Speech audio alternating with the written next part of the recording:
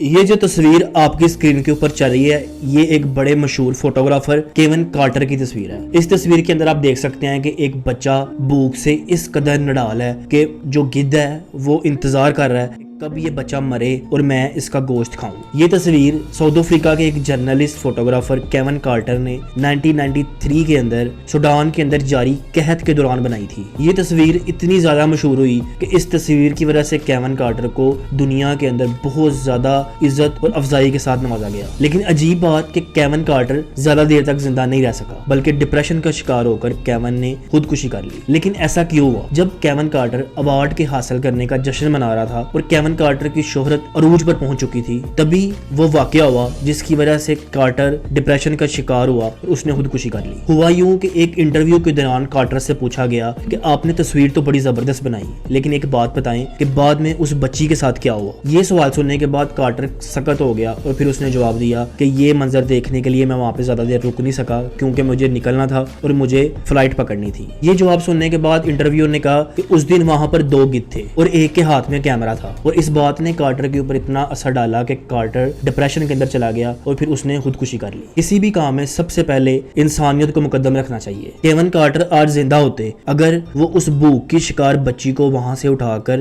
UN کے camp تک منتقل کر دیتے جہاں پر وہ بچی جانے کی کوشش کر رہی تھی۔ لیکن ایک بات سوچیں، کیا ہم بھی گدھ بن چکے ہیں؟ یہ سوال خود سے کیجئے۔ آج کل ہم بھی ہاتھوں میں کیمرے اور موبائل لے کر ہر وقت کسی نہ کسی کی بے بسی تلاش کرنے کی کوشش کرتے ہوتے ہیں۔ اگر کوئی بندہ مر رہا ہوتا ہے یا کسی کو کوئی نقصان پہنچ رہا ہوتا ہے ہم اس کا مداوع کرنے کے بجائے اس کو اپنے کیمرے میں ریکارڈ کر رہے ہوتے ہیں تاکہ ہم اس کو اپنے سوشل میڈیا کے اوپر اپلوڈ کر کے شہرت حاصل کر سکیں اور ویوز حاصل کر سکیں۔